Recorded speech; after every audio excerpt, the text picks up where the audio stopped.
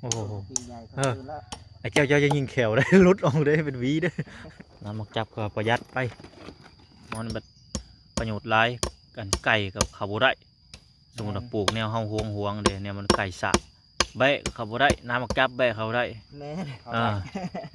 อันนี้ คน แบะ กับ ข้าว เขาได้ แม่น อันนี้คนกับเขาบ่ได้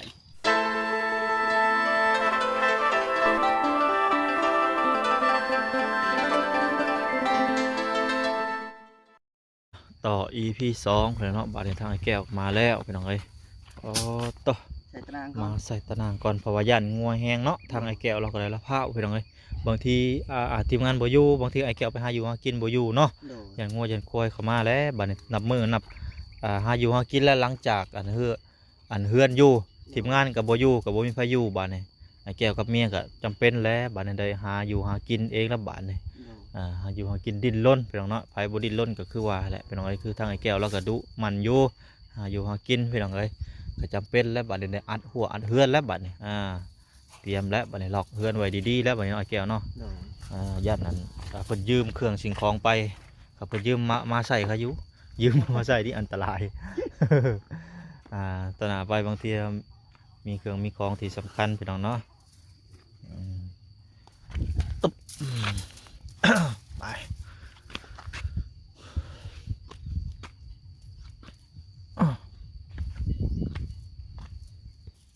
ตอนนี้ทางเบาสัญญาก็มาซอยแล้วเนาะสบายดีเด้อเบาสัญญาเด้อ เอาสบายดี โดยสบายดีมาซอยไอ้แก้วต่อน้ำต่อตะนางไปเลยเนาะ อันนี้ก่อนไอ้แก้ว เออ ขึ้นไปใกล้ๆก่อนเพราะว่ามันสิอันนั้นตังบ่ได้เด้เบิ่ง ไปแล้วรถโล่ไปแล้วพี่น้องไอ้บัดนี้ รถโล่บสัญญาณไปแล้วฮึบฮึบฮึบฮึบโอ้หอดไซนี่เบิ้งโอ้ พ่อจะดอกบ่ได้เอ้ย พอบ่ คิดว่า พอสิได้ซื้อใหม่บ่ พ่อจะได้สิมาให้ พอ เนาะ สิได้ซื้อใหม่ไอ้ เอาสำนี่แหละ สำนึกก่อนบ่ สิไปอันนั้นตักให้เงินก่อนได้ไอ้แก้วออกยากครับออกยาก แก้วแห่น้องรถ บ่สัญญาสิเฮ็ดเบิ่ง เป็นอะไรออกยากเฮ็ดบ่เป็นก็บ่จักไงนี่ปิ้นเอ้าปิ้นเอานี่เบิ่งให้จับเอาปิ้นปิ้นปิ้นปิ้นเดี๋ยวเอาปิ้นปิ้นตัดจังหวะมัน เอาตัวงามๆเนาะของามๆขอบิดเบี้ยว โอ้เสียงฟ้าห้องแต่เช้าเลยพี่น้องเนาะฮือฮาอยู่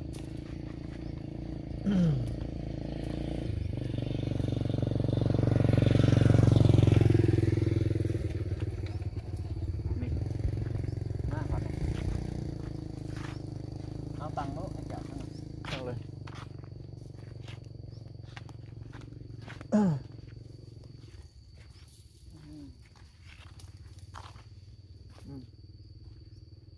เข้าไปทำน้ำก้อนในแก้วมาบัดนี้ ต่อเลย ลูกนี่เดี๋ยวจะจับอีกตัวหนึ่งเลยปล่อยมันจะล่มแหละ อันนั้นเอาตะปูหักเด้อไว้ก่อนไปเอาตะปูมาตอกปอกไว้ให้เด้ไอ้แก้ว บ่เพิ่นเอาตัวใหญ่เพิ่นก็ได้แก้วจะไปตั้งใส่ตัวใหญ่ไป เอาไปตอกกัดไว้แล้วเขาก็ถอนออกใหม่หั่นนะ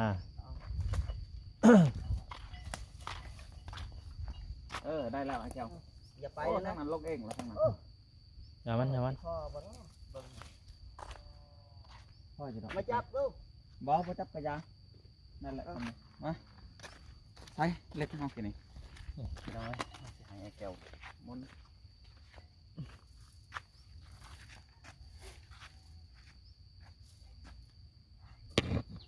เบิ่งมาจับสมุนเด้อ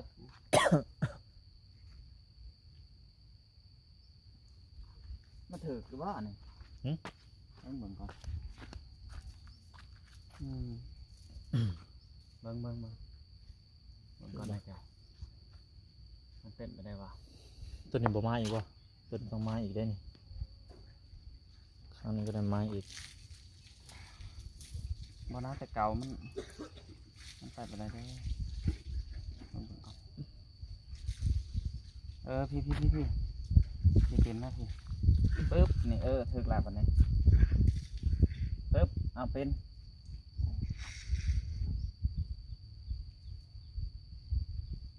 เอา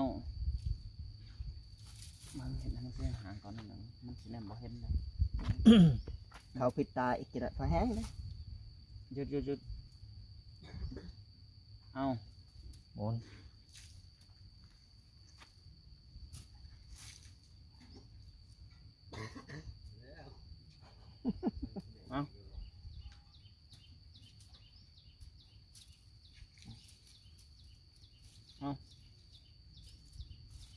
ลำเป็นมันจะไปหรือบ่แก้ว นี่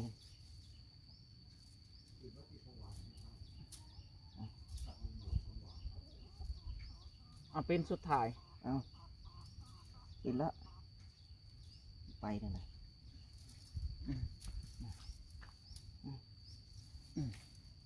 ไปตะโปะบัดนี้ก่อไปก่อนเบิ่งพี่น้องเอ้ยสิให้ไอ้แก้วก่อไป เป็นไปลองเบิ่งไอ้แก้วเบิ่ง เดี๋ยวสิข้างครึ่งทางนี้ก็ได้อ่ะ เอาเป็นไปไอ้แก้วก่อไปเลยจังมาตอกบัดเดียว เฮ็ดอะไรก็บ่พอป่ะ บ่พอบ่ บ่พอ เขาพูดซึกว่าอยู่ คือผมบอกจะพ่อเนาะบ่น้อยเนาะ แม่น ใช่เขาเจ้าว่า18บ่ไอ้แก้ว แค่นั้นแหละ หรือว่าดิ้นเขาย่างกว่า18บ่ จะเท่ากันนั่นเอง อันนี้ตะนางนี่15 เมตรเลย 15 15บ่พออันน่ะลังเฮา18เด้บ่ยาดินเฮา มันได้ 18 หายแก้วมั่งบ่ทึกเขายังว่ามันมีตัวแถมนะเขาก็ยังว่าเห็นบ่ตัวแถม นี่ ดึง มาพี่น้องบัดนี้ขั้นตอนตอกกระปูพี่น้องเนาะแหม เอาลงก่อน ขั้นตอนแล้ว บ่ฮักดักบ่ฮัก เอา อืม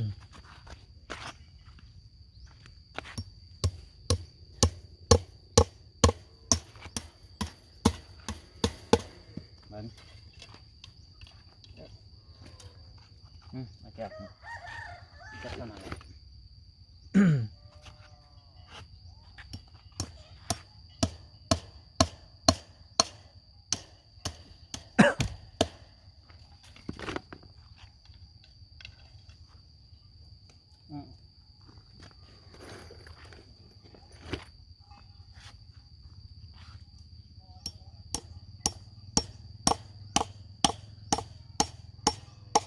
โอ้โห ปีใหญ่ก็คือแล้ว ไอ้แก้วเจ้าจะยิงแขวได้ รุดออกได้เป็นหวีได้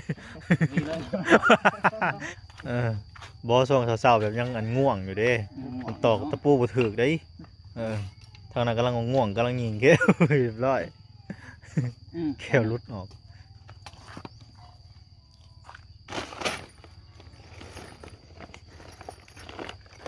ตะปูมันยาวโผดไอ้แก้ว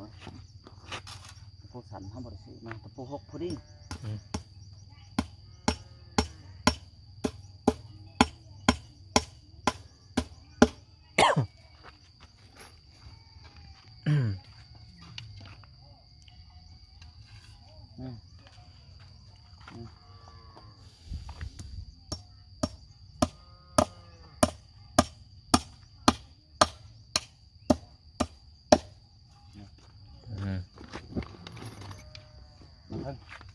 ตอกนี่ง่ายแป๊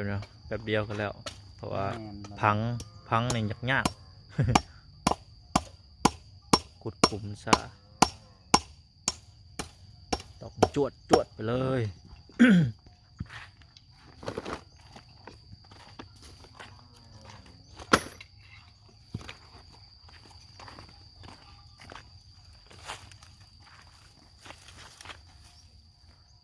มันตะปูดอกหนึ่งคัดไว้บ่เนี่ย บ่คัดก็ได้ บ่คัดก็ได้บ่โอเคซะ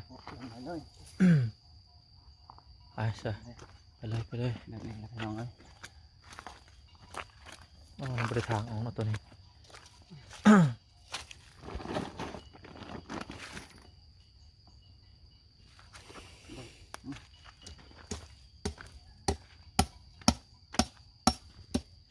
เ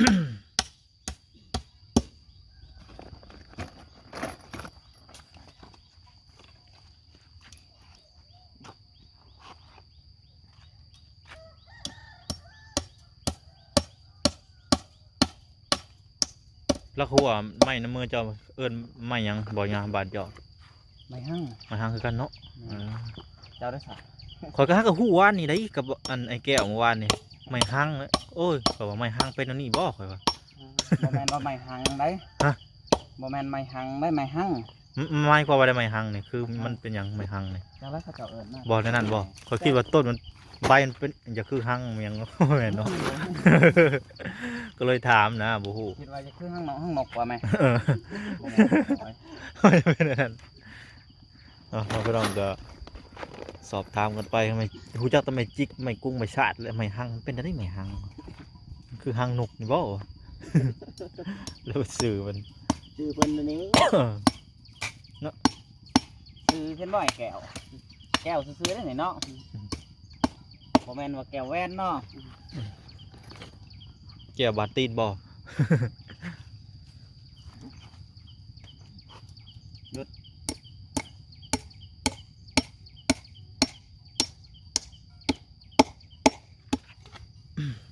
เลือกเกี่ยวอะไรกันเจ้า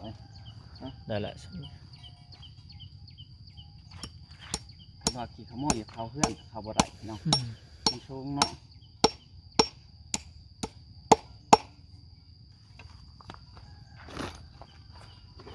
ไม่เนาะเจ้าเนาะ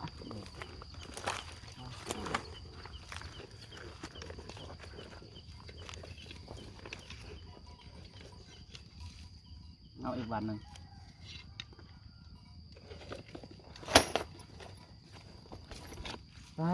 ตะปูดอกนี่ฉันว่าเป็นแบบนี้เบาหน่อย มันเป็นอะไร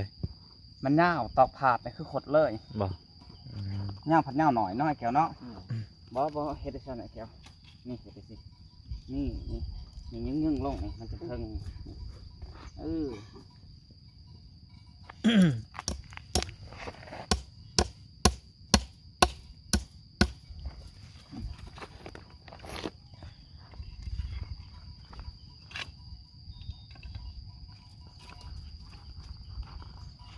มันไปนั่นเองเดียดรถเจ้า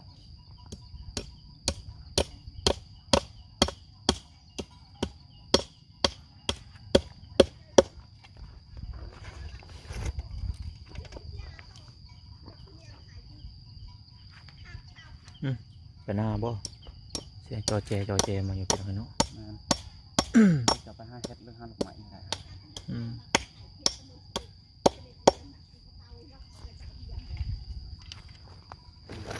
เพิ่นบ่ยังบ่ยัง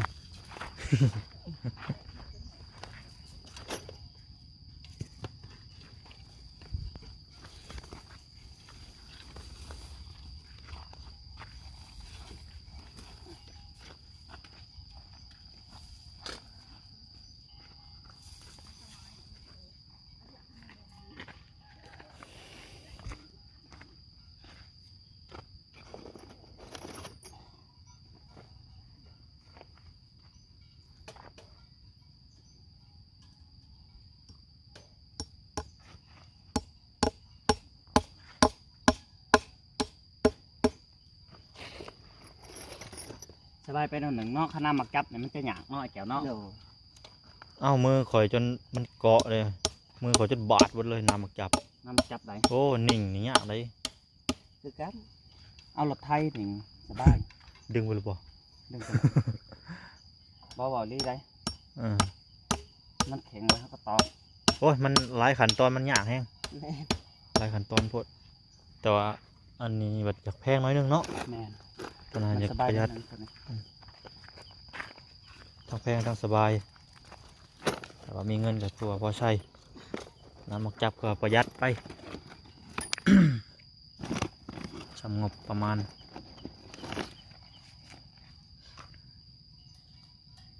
มอนแบบประโยชน์หลายกันไก่กับข้าวบุได้สมมติว่าปลูกแนวเฮาห่วงๆเดี๋ยวเนี่ยมันไก่สะแบะข้าวบุได้น้ำมักจับแบะข้าวบุได้ แม่น เขา อ่า ได้ อันนี้ คน แบะ กับ ข้าว เขาได้ แม่น อันนี้คนกับเขาบ่ได้บ่เอาแห้งปานนั้นไอ้แก้วมันก็บ่แม่นว่าแพงดอกมีแต่คุณภาพนั่นแหละวัดในการคุณภาพเป็นว่าบ่แม่นแพงถึกดอก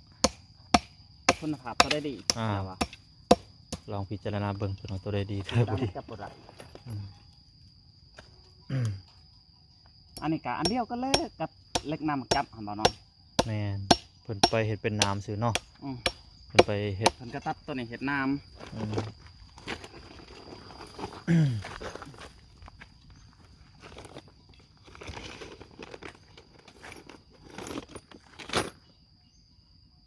ำตะปูนี่มันต่างกันได้แก้ว แม่ มึง ตัวยาวตัวสั้น ยาวย่องเพื่อตอกใหม่เส้นแข้งนี่บ่เข้าเลย เพิ่นเฮ็ดมาแบบหลายเกรดเนาะ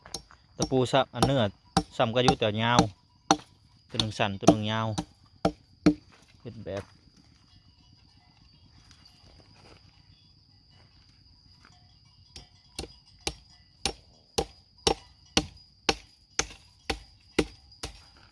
ไม่หั่งมันจะดังไผ่ไดได้บ่หน่อย นั่นบ่ ตอนยังไงนี่เฮาถากเอาอันนี้เด้นี่มันแกะเอาอันนี้มัน อืม โอ้ลูกนี่ขนาดไหน มันเป็นเนื้อน้ำมันบ่ แม่นเนื้อน้ำมันแตกจวด โอ้เปิดก็สิฮู้น้ำเจ้านี่แหละเปิดสิ บ่อยู่บ้านอันแม่ดังไผ่นี่จะเป็นจังได๋ อืม เฮาก็ไม่หั่งเป็นนี่แหละแต่ว่าเฮาเอาเปลือกมันโตทีนี่ ล้างตัวเป็นเลยบ่ แม่นเฮาถากเอา เออเอาบ่ได้ตากแห้งบ่จูดเลย บ่ได้ตากได้ แหละ ดังเลยก็ได้ โย ทำเป็นกาบใหญ่ได้บ่ได้ เออ เอาดึงไปด้วยพ่ออยู่แล้วพ่อเด้อ ได้ พ่ออยู่ไอ้แก้ว ตัวน่ะเรือสำ ตัว เร็จ นั้นมาฮอดลักนี่เด้ อ๋อโอเค ยังนะ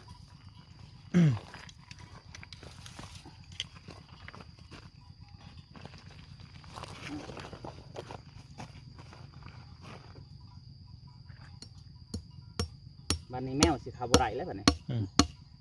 น้องมันจะปีนขึ้น เมื่อคืนนี่ว่าลูกไอ้แก้วให้บ่ว่ะ แมวห้อง แมวตื่นมากับแม่พี่น้องเอ้ยมันขู่กันเบิ่ง ต่อ บ่ สู้ เดี๋ยวใช้ในเฮือนน่ะ เอาเจ้าบ่ปูมือเอาบ่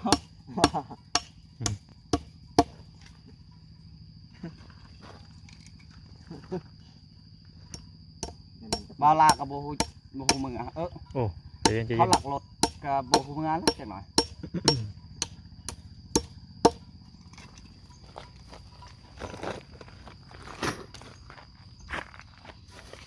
เอาไปอีก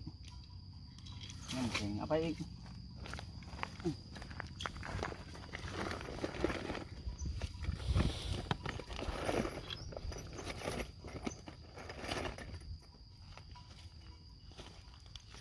ไป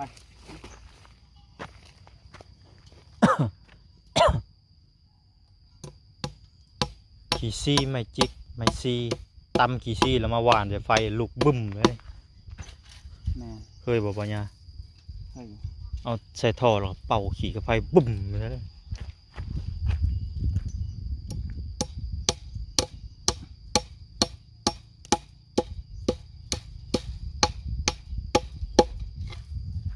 หาขี่ซี่ เริ่มสิสำเร็จเสร็จแล้วนะ แมนไกลแล้วเรือละขัวสุดท้ายอย่า บ่ตอกต่อว่าฉันเอ้ยตายแล้วเว้นกัน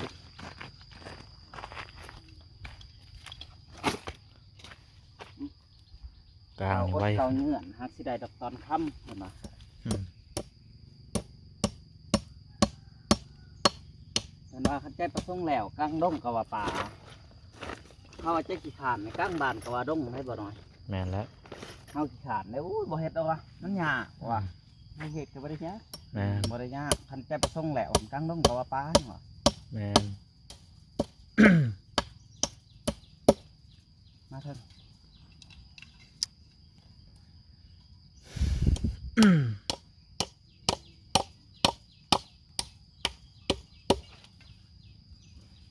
เห็นโอ้ยเทิงอันนี้ฮะทบกันเลยรถเนาะไอ้แก้ว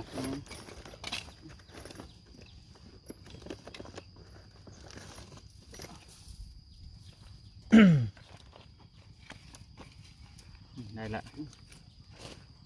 ขยันเท่านั้นถึงจะอยู่รอดอย่างไรเนาะอายุหากินในแก้วแล้วก็ดุมันเป็นยังไงเป็นว่าแหละ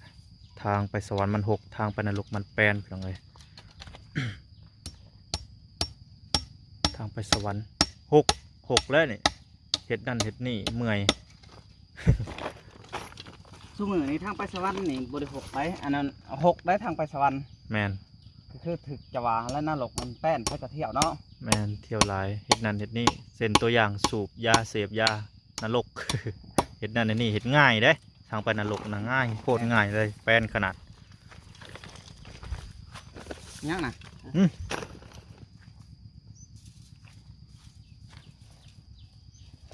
เป็นไปได้อีกแล้วเนาะอันนี้ ขอต่อเพี้ยนปะขอต่อมันรุดปะ ลึกค่อยๆ มีครีมปะครีมบิด พอดีแหละ นี่คือถึงตัวนี้ก็เป็น พอดีเทิง ตัวนั้นก็เป็น อื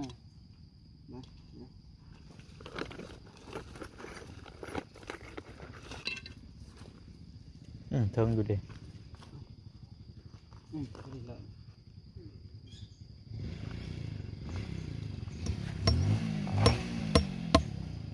น่าจะเป็นรถช้างกันนั่นเองแล้วเนาะ เสียงว่าเงินมา คือทาจัก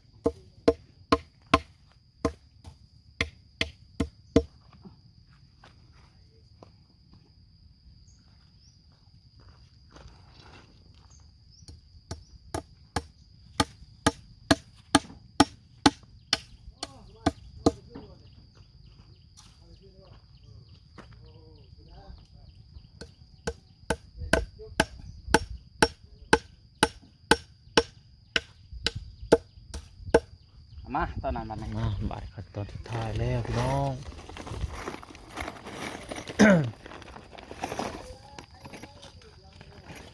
โอเค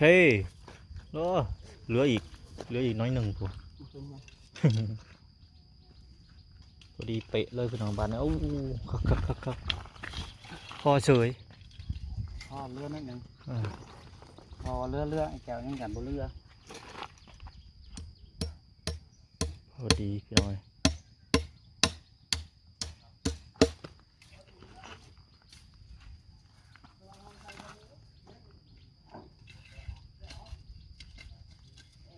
โอ้โห สยานพี่น้อง งัดแขวบอสยาว บ่ได้แล้วมาสัญญาเมื่อเลยแล้ว งอกเลยมือเลย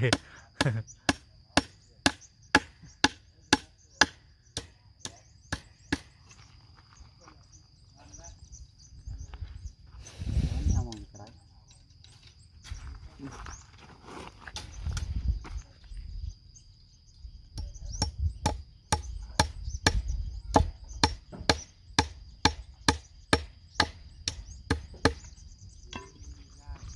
ก็ไหวนะ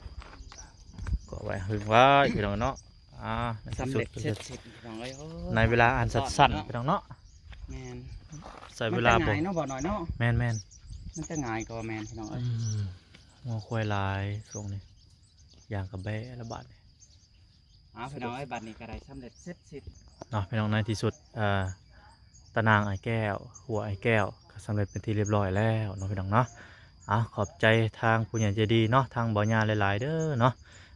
ทางทีมงานบัสุขุสุคนนั่นแหละเนาะบอกว่าสิเป็นบ่อพรบ่อละผู้ใหญ่ใจดีก็สมทบเข้ามาหลายสิ่งหลายอย่างทางบ่อน้อยก็เรื่องหัวแน่แล้วก็ทางตะนางแน่ขั้นตอนแรกๆเนาะพี่น้องเนาะทางแม่ครูเพิ่นอยู่ฝั่งไทยพี่น้องเนาะขอบคุณเพิ่นหลายๆเด้อเนาะให้เพิ่นอยู่ดีมีแห่งความเจ็บอย่าได้ความไข่อย่าสุมีปรารถนาสิ่งใดขอให้ได้สิ่งนั้นเนาะสมดังปรารถนาเด้อนอนรับให้ได้เงินหมื่นนอนตื่นให้ได้เงินแสนแบมือมาก็ขอให้ได้แก้วมณีโศกโทษให้กยาพานม่านให้กยามาเบียดเด้อทางผู้ใหญ่ใจดีบ่สุขุสุคนรวมทั้ง FC พร้อมเนาะพี่น้องเนาะป้าซาพี่น้องพบพ่อกันอีพีหน้าสำหรับอีพีนี้ก็ขอกล่าวคำว่าสบายดีพี่น้องสบายดี